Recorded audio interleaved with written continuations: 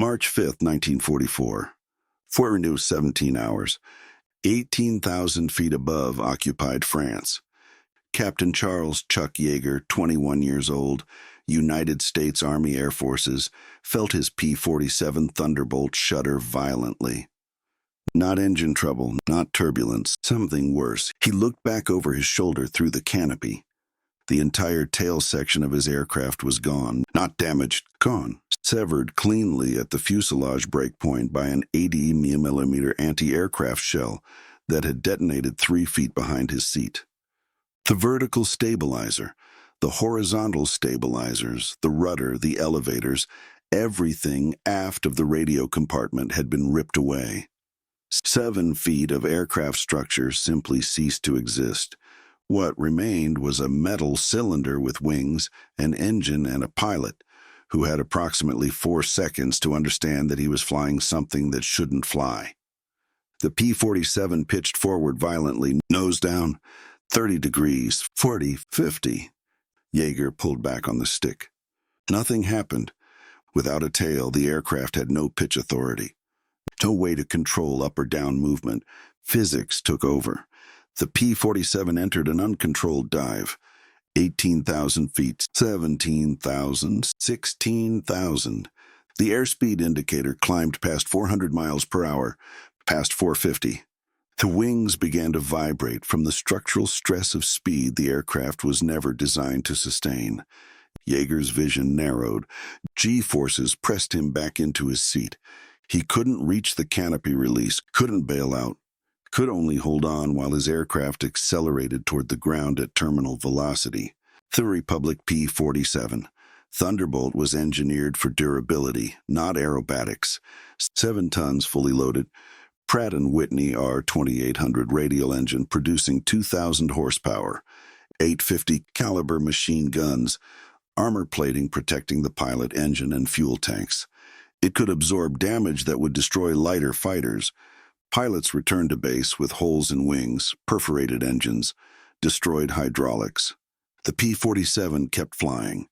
But every aircraft has limits, structural limits, aerodynamic limits, control authority limits. The tail section provided stability and control. The vertical stabilizer prevented yaw, kept the aircraft pointed straight. The horizontal stabilizers controlled pitch, allowed the pilot to climb or descend. The rudder controlled directional movement. The elevators controlled nose-up or nose-down attitude. Without these surfaces, the P-47 became a ballistic object, a 7-ton projectile following gravity and momentum with no capacity for controlled flight. The only reason it hadn't disintegrated immediately was the inherent structural strength of the fuselage. Republic Aviation had over-engineered every component. The fuselage was essentially a reinforced steel tube covered with aluminum skin. Even with the tail gone, the forward fuselage remained intact. But intact didn't mean flyable. Engineers who later examined Yeager's aircraft calculated that it should have entered an unrecoverable flat spin within 3 seconds of losing the tail. The center of gravity shifted dramatically rearward. The instant 7 feet of tail section disappeared. The aerodynamic center of pressure moved forward. These two forces should have created a violent tumbling motion that would rip the wings off. The P-47 should have broken apart in midair. Yeager should have died instantly. Instead, he was falling in a semi-controlled dive, conscious, terrified, and running out of altitude at 3,000 feet per minute. Chuck Yeager had grown up in Hamlin, West Virginia, son of a gas driller. Learned to shoot squirrels at age 6 because his family needed the meat. Joined the Army Air Forces in 1941 at 18. Enlisted as a mechanic, applied for flight training, and was accepted in 1942. Graduated flight school in March 1943. Assigned to the 306th 3rd Fighter Squadron, 357th Fighter Group. Flew his first combat mission over France in February 1944. He'd been in combat for 3 weeks when the 88mm shell destroyed his aircraft. 3 weeks, 12 missions, 2 confirmed kills. He was good, fast reflexes, exceptional eyesight, natural understanding of 3-dimensional combat. But none of that mattered when your aircraft lost its tail at 18,000 feet. Training didn't cover this. Flight manuals didn't include procedures for flying without a tail. There was no checklist titled Loss of Complete Tail Section. Yeager was on his own, falling, calculating, trying to survive something that shouldn't be survivable. The dive continued. 15,000 feet, 14,000. The G-forces increased as the dive steepened. Yeager's vision went gray. Peripheral vision disappeared. Tunnel vision, then darkness. He blacked out. Loss of consciousness from G-lock. Gravity-induced loss of consciousness. The human brain cannot function when blood is forcibly pulled away from it by extreme gravitational forces. Fighter pilots in steep dives experience this regularly. Training taught them to tense their leg and abdominal muscles, forcing blood to remain in the upper body. But Yeager couldn't do that. He was already unconscious. His hands slipped off the controls. His body went limp in the harness. The P-47 continued diving. 13,000 feet, 12,000, 11,000, no pilot input, no control. Just gravity and momentum. Terminal velocity for a tailless P-47 was approximately 500 miles per hour. At that speed, the aircraft would hit the ground in less than 30 seconds. Cold air revived him. The dive had taken the P-47 from 18,000 feet to 9,000 feet in less than 2 minutes. At 9,000 feet, the air was denser, warmer, richer in oxygen than at 18,000. The temperature change and increased oxygen snapped Yeager back to consciousness. He opened his eyes, saw the ground rushing up, forests, fields, roads, altitude 8,000 feet, maybe 7,500. Descending fast, he grabbed the stick, pulled back, nothing, still no pitch control. He pushed the throttle forward. Engine responded immediately. Power increased, but more power only made the dive steeper. He pulled the throttle back to idle. The dive angle decreased slightly, not much, but enough to notice. Yeager understood what was happening. The engine torque was affecting the aircraft's pitch. With the tail gone, even small forces created disproportionate effects. The P-47's propeller spun clockwise when viewed from the cockpit. This rotation created a gyroscopic effect that resisted changes in orientation. It also created asymmetric thrust that normally would be corrected by tail control surfaces. Without those surfaces, the propeller torque became the only force capable of influencing pitch. Yeager experimented. Throttle forward, nose drops. Throttle back, nose rises slightly. It wasn't much. Maybe 5 degrees of pitch control through engine power alone. But 5 degrees might be enough to prevent a vertical impact. Might be enough to shallow the dive enough to survive. Yeager throttled back to near idle. The engine noise dropped to a low rumble. The P-47's descent slowed, not stopped, just slowed. 6,000 feet, 5,500. The ground was close enough now to see individual trees, individual buildings, individual people who had no idea a tailless fighter was falling toward them at 300 miles per hour. Yeager needed to land, but landing required level flight. Level flight required pitch control. He had minimal pitch control through throttle manipulation. It might be enough to level off, but once level, he'd need to maintain that attitude all the way to the ground. Any deviation would send him back into a dive or cause him to stall and spin.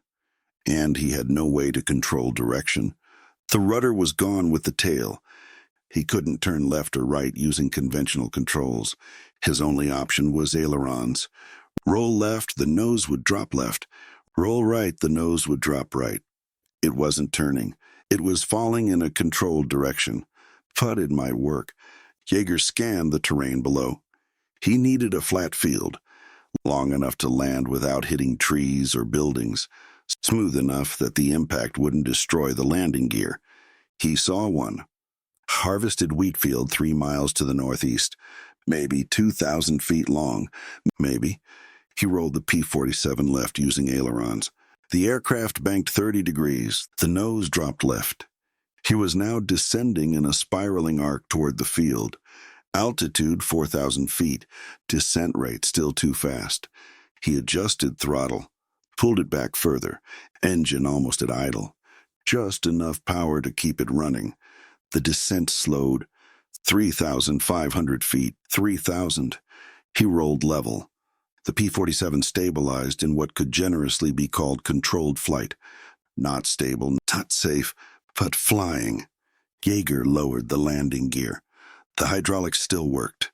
He heard the gear lock into place. 3 solid thumps. Nose gear, left main gear, right main gear. That was good.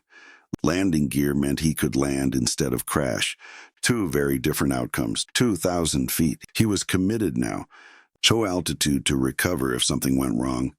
The field was directly ahead. He aimed for the near end. Didn't trust himself to judge distance without proper control authority. Better to land short and slide than overshoot and hit trees. 1,500 feet. The P-47 was descending at approximately 500 feet per minute. Faster than a normal approach, but slower than an uncontrolled crash. Yeager's hands were steady on the stick and throttle. Not because he was calm, but because any jerky movement would destabilize the aircraft. Smooth inputs, minimal corrections. Let the aircraft do what it wants within acceptable parameters. 1,000 feet. He could see the texture of the plowed earth. Furrows running perpendicular to his approach. That was bad. Landing across furrows could collapse the gear. But he had no choice. He couldn't turn, couldn't adjust approach angle. Had to land where physics and his minimal control authority allowed. 500 feet. The ground rushed up. He held the stick steady. Throttle at idle. The P-47 crossed the field boundary at 200 feet altitude. Still descending. 150 feet. 100. He pulled the throttle completely closed. The engine died. Sudden silence except for wind rushing past the canopy. 50 feet. The wheels touched earth hard. The right main gear hit first. The aircraft bounced. Came down again on both mains. The nose gear slammed down. The P-47 shook violently as it rolled across uneven ground at 90 miles per hour. Yeager stood on the brakes, both feet pressing as hard as he could. The brakes grabbed. The tailless fuselage dragged. Sparks flew where the severed rear fuselage scraped dirt. The P-47 skidded left. Yeager couldn't correct. No rudder. Just momentum and friction determining the final resting place. The aircraft slid 300 feet, slowed, stopped, engine silent, propeller motionless. Yeager sat in the cockpit without moving for 10 seconds. His hands still gripped the stick and throttle. His feet still pressed the brakes. His body hadn't registered that the emergency was over, that he was on the ground, alive. He forced himself to release the controls, opened the canopy, unstrapped his harness, climbed out onto the wing, jumped down to the ground, walked 20 feet away from the aircraft and sat down in the dirt. His legs wouldn't support him anymore. Adrenaline crashed, delayed shock, physical exhaustion from the sustained high-G dive and landing. French resistance fighters arrived 10 minutes later. 3 men, armed with rifles. They approached cautiously. Thought the aircraft might be German at first. When they saw the American star insignia, they relaxed. One spoke basic English. "You are American?" Yeager nodded. "You are hurt?" Yeager checked himself. No blood. No pain beyond bruising from the harness. "I'm okay." The Frenchman walked around the P-47, examined the destroyed tail section, or rather the absence of tail section. He returned to Yeager. "How did you fly this?" Yeager didn't have a good answer. "Barely." The resistance fighters helped Yeager to a nearby farmhouse, gave him water, bread, cheese. They explained that German patrols were common in the area. Yeager couldn't stay. They would escort him south toward the Allied lines. It took 6 days of walking through occupied France, hiding during the day, moving at night, guided by resistance members who passed him from one cell to another like a relay. On March 11, 1944, 6 days after his aircraft was destroyed, Yeager crossed into Allied-held territory near the Pyrenees Mountains. He was debriefed by intelligence officers. They didn't believe his story at first. Thought he'd exaggerated the damage. Thought maybe the tail was damaged, not completely destroyed. Then photographs arrived. A resistance photographer had documented the crashed P-47 before German forces found it. The photographs showed exactly what Jaeger described. The tail section was gone, severed cleanly behind the radio compartment. The rear fuselage ended in jagged metal. No vertical stabilizer, no horizontal stabilizers. Nothing. Intelligence officers forwarded the photographs to Republic Aviation. Test if survival was mechanically possible. Engineers studied the images, calculated center of gravity shift, analyzed aerodynamic forces. Their conclusion appeared in a classified report dated March 18, 1944. Survival of this structural failure is improbable to the point of impossibility. The pilot's actions demonstrate exceptional skill and improvisational capability. Recommend study of incident for training purposes. Chuck Yeager returned to combat operations in April 1944, flew 41 more missions, shot down 11 German aircraft, became a double ace. On October 12, 1944, he shot down 5 enemy fighters in a single mission. After the war, he became a test pilot. On October 14, 1947, he flew the Bell X-1 rocket plane past Mach 1, becoming the first human to break the sound barrier in level flight. He continued test flying experimental aircraft for decades, flew more than 180 different military aircraft types, retired from the Air Force in 1975 as a brigadier general. He died on December 7, 2020, at 97 years old. In interviews late in his life, journalists asked about his closest call in combat. Most expected him to mention the time he was shot down over France and evaded capture, or the mission where he was attacked by 6 German fighters simultaneously. Instead, he always mentioned March 5, 1944, the tailless P-47, the uncontrolled dive, waking up at 9,000 feet with seconds to live. One interviewer in 1985 asked how he stayed calm during the dive. Yeager's response was typical of his direct, unembellished style. "I wasn't calm, I was terrified, but terror doesn't help, so I ignored it and focused on the problem. The problem was no tail. The solution was use what I had. I had an engine, I had wings, I had ailerons. That was enough." Republic Aviation analyzed the incident extensively after the war. They wanted to understand exactly how a P-47 could fly without a tail. The answer was a combination of factors. First, the breakpoint was clean. The 88mm shell had severed the fuselage in a relatively straight line. If the break had been jagged or asymmetric, the aerodynamic forces would have been unbalanced, causing immediate tumbling. Second, the dive itself had paradoxically helped. The extreme speed increased airflow over the remaining control surfaces. The ailerons, though not designed to control pitch, generated enough force at high speed to influence the aircraft's attitude slightly. Third, the P-47's heavy engine acted as a counterbalance. 700 pounds of radial engine in the nose partially compensated for the missing tail weight. The center of gravity shift was severe but not instantly fatal. Fourth, Yeager's throttle manipulation was inspired improvisation. By varying engine power, he changed propeller torque, which created subtle pitch forces. This shouldn't have been enough to control the aircraft, but combined with the aileron inputs and the dive speed, it provided just enough authority to prevent an unrecoverable spin. Engineers calculated that the window for successful recovery was narrow. If Yeager had blacked out for more than 30 seconds, he'd have descended below recoverable altitude. If he'd tried to level off too aggressively, the aircraft would have stalled and entered a flat spin. If he'd maintained too much power, the dive would have steepened until structural failure destroyed the wings. The margin for error was measured in seconds and degrees. Yeager had threaded that needle unconsciously through instinct and improvisation. Republic Aviation updated their pilot training manuals after the incident, added a section titled "Flight with Severe Structural Damage." The section included theoretical procedures for maintaining control if critical components were destroyed. But the manual's authors were honest about the limitations. They wrote, "Survival of catastrophic structural failure depends primarily on pilot skill, aircraft speed, and available altitude. No standardized procedure can guarantee survival.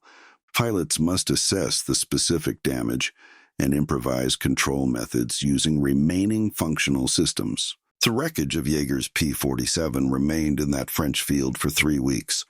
German forces found it on March 26, 1944. They photographed it, documented it, tried to understand how it had landed. Their intelligence reports noted that the tail was completely absent, that the landing gear was intact, that there was no fire damage. They concluded it had been landed, not crashed, but they couldn't understand how. The laws of aerodynamics suggested it was impossible. A Luftwaffe pilot who examined the wreck wrote in his report, "This aircraft should not have been capable of controlled flight. Either the American pilot possessed extraordinary skill, or German anti-aircraft forces failed to completely destroy the aircraft, and the tail section detached during landing." Further investigation required. No further investigation occurred. The wreck was stripped for metal and the fuselage was melted down for reuse. No pieces of Jaeger's P-47 survive today. Only the photographs remain. Grainy black and white images showing a fighter aircraft that ends abruptly where the tail should begin. After the war, Chuck Yeager obtained copies of those photographs. He kept them in a folder in his office for decades. He rarely showed them to people. But when he did, he always pointed out the same detail. The landing gear was down and locked. The gear hadn't collapsed. The struts hadn't buckled. Despite landing tailless at excessive speed across plowed furrows, the P-47's landing gear had absorbed the impact and kept the aircraft from cartwheeling. He said, "People ask how I survived losing the tail. The real answer is Republic Aviation built a hell of a landing gear. Without that, I'd have been a grease spot on French dirt." The incident became legendary among fighter pilots, not because it was heroic, but because it was instructive.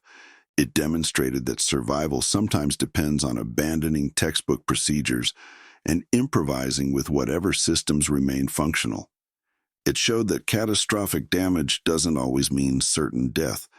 That aircraft can sometimes be controlled through unconventional methods, that engines, throttles, and ailerons can substitute for missing control surfaces if the pilot understands the physics involved. Modern flight schools teach the incident as a case study in emergency improvisation. Student pilots analyze Yeager's decisions, why he pulled throttle to idle, why he used aileron rolls to change direction instead of trying to force turns, why he landed immediately instead of attempting to reach friendly territory. The correct answer to every question is the same. He did what worked, not what the manual said, not what seemed logical, just what kept him alive second by second until he was on the ground. That lesson transcends the specific circumstances. It applies to any emergency where standard procedures don't apply, when systems fail, when situations exceed training, when survival depends on making the best possible decision with incomplete information and minimal control authority. Yeager's tailless P-47 landing was all of those things, an impossible situation resolved through skill, improvisation, and the structural integrity of an aircraft that should have disintegrated but held together long enough to matter. The war produced thousands of stories. Most were forgotten. Some became legends. A few became lessons that outlived the generation that fought. This is one of those. Not because a pilot survived, but because he survived something that every engineer, every analyst, every other pilot agreed he shouldn't have. And by surviving, he proved that impossible is sometimes just improbable. That the margin between death and survival can be measured in throttle adjustments and aileron inputs.